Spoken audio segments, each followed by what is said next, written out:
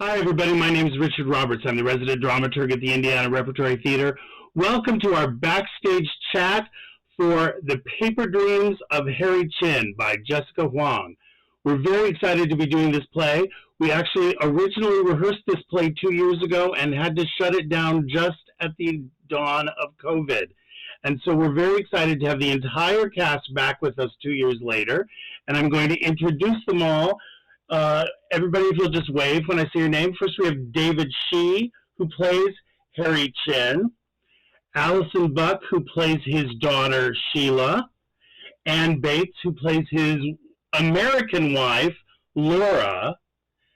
Stephanie SOOHYUN Park, who plays his Chinese wife, Yuet, and you'll have to come to see the play to understand what all that means, as well as his Chinese daughter, Susan. So doing double duty there. Sam Encarnacion, who plays Harry's boss and the interrogator, and Linden Taylor, who plays the poet and the immigration officer. Thank you all so much for joining us today. I want to start off by asking you all, when did you first learn about the Chinese Exclusion Act? I would say that this play, actually, I'm not really cognizant of when I learned about it in grade school. You know, maybe it was, and if I did, I'm sure it was like an easily forgotten page, you know. This play is also how I learned about it. Yeah. I learned about it in undergrad. One of my actor friends, who's also a playwright, is Chinese, and he wrote a play about dealing with Chinese Americans, and then in part of the script talks about the Chinese Exclusion Act. I have a personal history with the Chinese Exclusion Act. I have a Chinese part of my family, and after the repeal of the Chinese Exclusion Act, my grandma was actually the first visa in the United States. Wow. Yeah. That's awesome. Yeah, I think I had heard about it, but just sort of in passing over the years. And I think I learned a little bit more about it, or had a better understanding from doing a couple of audiobooks that were about sort of Asian history. But I think it was really working on this play that I felt like I really had, really more of a deeper understanding of it. I just, like a lot of people have said, I learned about it in my 30s from a play. But I was talking to a friend recently who said that he grew up on the West Coast, and it's actually a part of their history education there. Oh. I just was saying it's the same as Dave in terms of I learned it from during doing the show. Cool. It's a fascinating part of history that is, I think, so little known, and I'm so glad we're doing this play about it. How did you all feel? This is kind of a stupid question, but you all have different angles on it. How did you all feel when the original 2020 production was canceled literally as you were about to go into tech? Well, heartbroken. Sure. Yeah. Dave? For sure. Though, I mean, at the same time, I think initially, I personally was probably more worried about like if I was going to survive and if the world was going to. So there are almost like bigger worries, but then definitely, I feel like once that eased down a little bit, it was heartbreaking because I think it's a very special play, and I actually have done some readings of it over the years, so it's sort of this long road to come to an end like that was just, as Sam said, heartbreaking. Yeah, it was really, at once disappointing because we wanted to see this thing through that we had been working on and building. And then also, ultimately, of course, it was the right choice. But also, I just remember being back then and all the uncertainty of not knowing like how far we could go. And then ultimately finding out that we weren't going to do it was really disappointing. But we're back.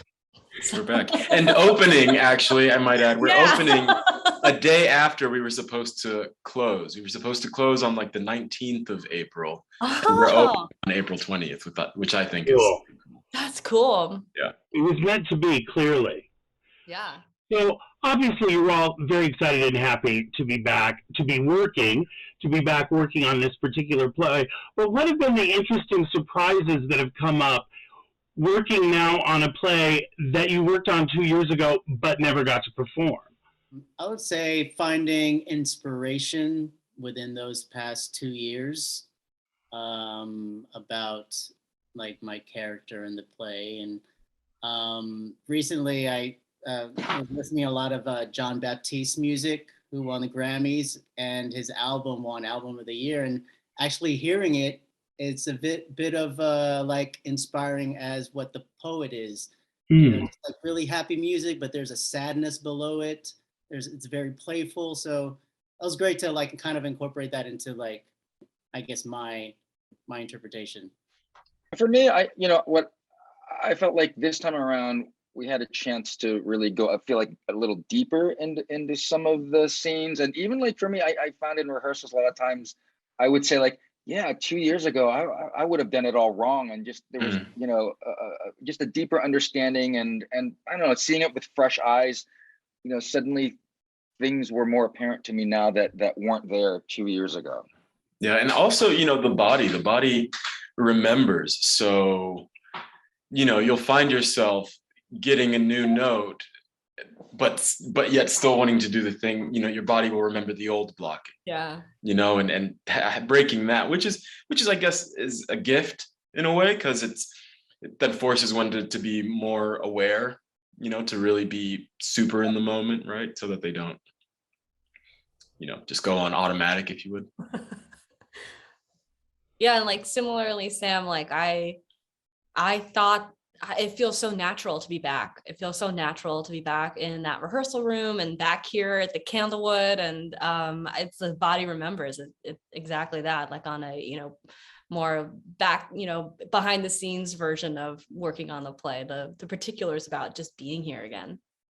And I think the other thing that was really great was that the whole cast and, the same director and a lot of the same team are back together. And so it felt like just from day one, sort of like picking up right where we left off. And, I felt like it was a really smooth, sort of transition, if you will. And I think there's something to be said for that. We didn't have to go through the week or so of getting to know each other or bonding. We're already bonded in a way. So wonderful.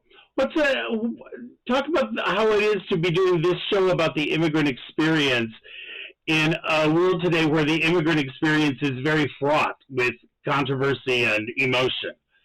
I could talk about there's a scene in the play where I talk about having the paper to be able to get into the country, and actually just rereading the scene and this bit of monologue, it just all this imagery of like the Ukrainian immigrants actually trying to come into this country or other countries as well, just to escape, the war. And so some of that kind of hit me and kind of relates to that part of the scene of the monologue where I talk about the paper and how it's kind of like your ticket to get in. But to add on that, I think that there was this perception that a lot of Americans have, and that I think I had for a while, that getting into America was like a golden ticket. It was like your ticket to a better life, but there's a very real cost, both what you leave behind and the difficulty of making a life in a new country where you don't understand the customs or maybe the language, and the type of life shift that entails. Yeah. I mean, I was going to say, it feels like now more than ever, it's important to do, stories about immigrants. However, I feel like it was always important. It's just that they were never getting made, at least not these kinds of stories.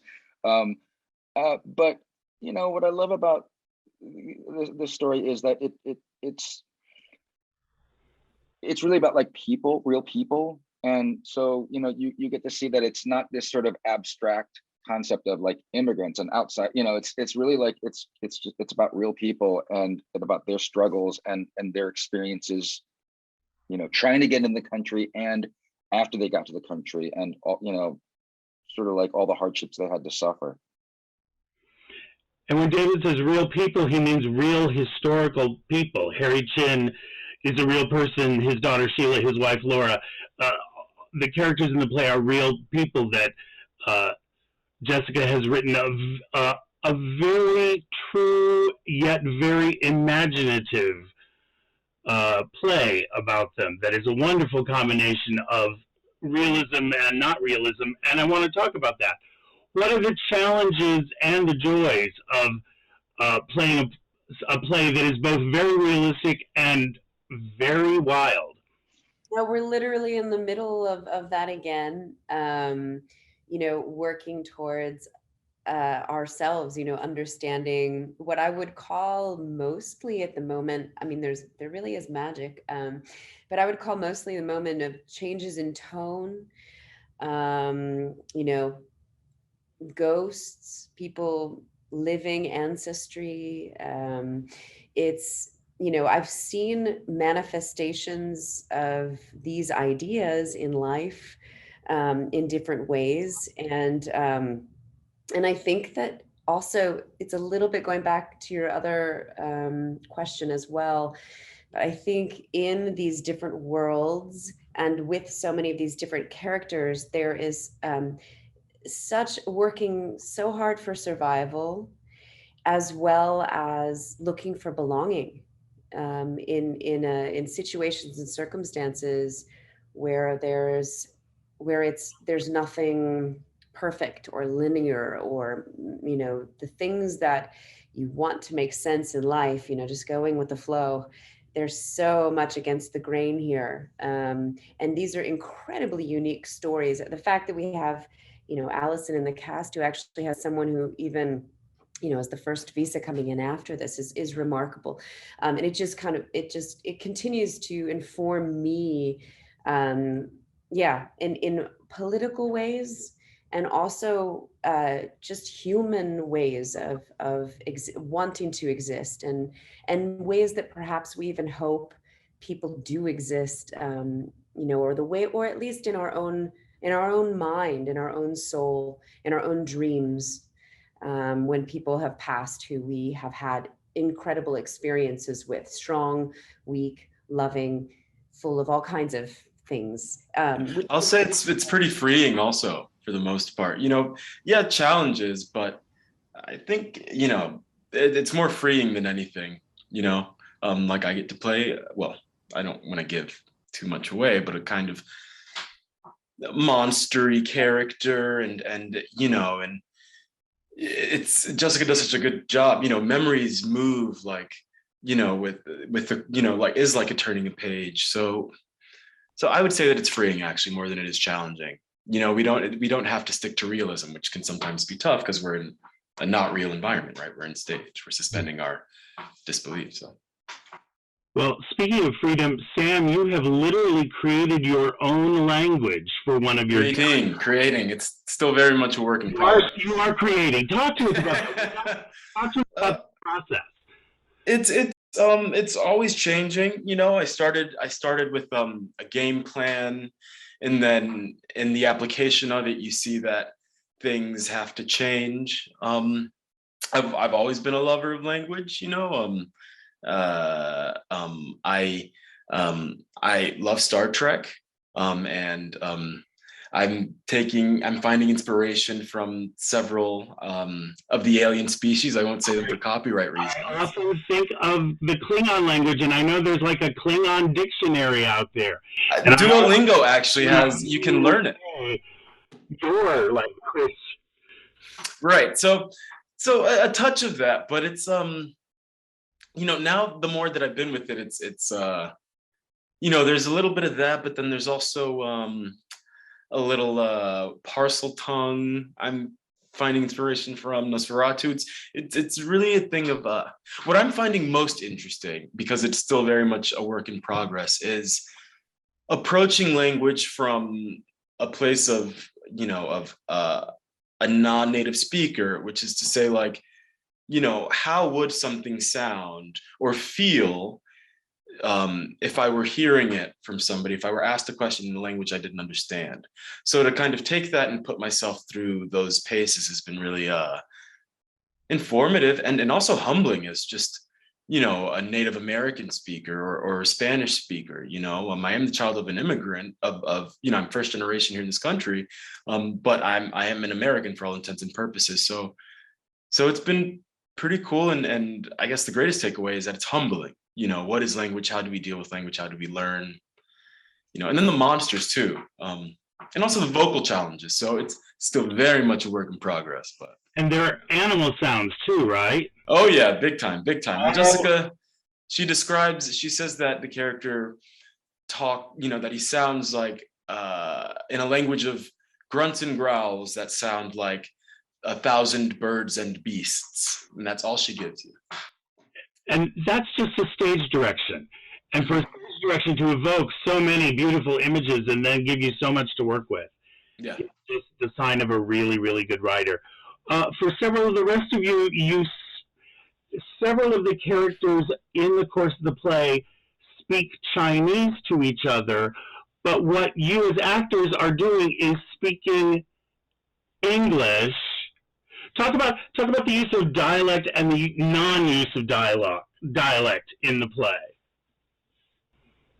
Well, I guess the easiest way to explain it would be when so the Chinese characters who English is their second language. So when they're speaking in English, we would hear them with a Chinese accent. But then when they speak Chinese, so the convention is if they're speaking Chinese to each other, they wouldn't hear an accent speaking Chinese to each other. So we hear that in perfect English. So it's that's sort of the convention that we set. It sounds complicated, but as soon as you start doing it, it makes perfect sense. Yeah. It's really lovely. One last question for you all. What do you hope audiences will take away from this play? A love for Asian food.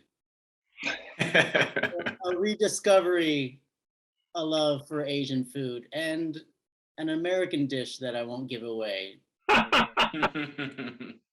I will agree with you. When I hear you guys read the play, it does make me hungry because there's the character of Harry is a cook, and there's so much talk about Harry's delicious food. I hope that it, just as we opened it, informs more people about the Chinese Exclusion Act and the Chinese American experience here. And I hope that it creates a sense of curiosity about digging deeper into these stories and maybe, people's own families and learning more about their immigrant stories and all of these chapters in American history that aren't well known. Yeah, I mean, first and foremost, I hope that people will just have a good time at the theater and really, feel like they were entertained and moved and just have a great experience in that. But also, I mean, like Allison, I feel like I hope there's a bigger experience that, if in terms of, I don't want to call it anyone's political beliefs, but, if you are perhaps anti-immigration, that you might see, I really, not just because these are actual real people that the stories are based on, but just to see, I feel like immigrants as human beings and, that are just trying to have a good life like everyone else. And I feel like it, it's something that we all share and have in common. And I just hope that it, you see people more as just human beings and in that way. I've always thought the act of immigration is very brave. I've lived in a couple other countries and found the adjustment just so difficult, and to make the decision to spend your life somewhere else, I think, is a big and a brave one. And so I love the idea of people coming to see this and then being able to look beyond an accent and see like this funny, intelligent, full person who is in their own way an everyday hero. That's lovely. This play helps me to remember we are all immigrants. All of my ancestors came from England, but they were immigrants. And so we're all immigrants or the descendants of immigrants. And this, although it's a very specific story about a very specific Chinese family living in Minnesota, it's a universal story about being an American, being part of a family. And it's so creative and theatrical, and it's going to be a very, very beautiful production. I'm just, 2 years ago, you guys went all through the rehearsal process, and even those of us on the staff never got to see it. We never got to sit down and watch a run through in the rehearsal evening, even. let alone see it on stage. So we've all been waiting 2 years, and we're so excited to have you back and to see this play. And I hope everyone in the audience will come and join us and love it as much as we do. Thank you all very much. The Paper Dreams of Harry Chin by Jessica Huang at the Indiana Repertory Theater. Thanks, everyone. Thank you. Thanks. Thank you.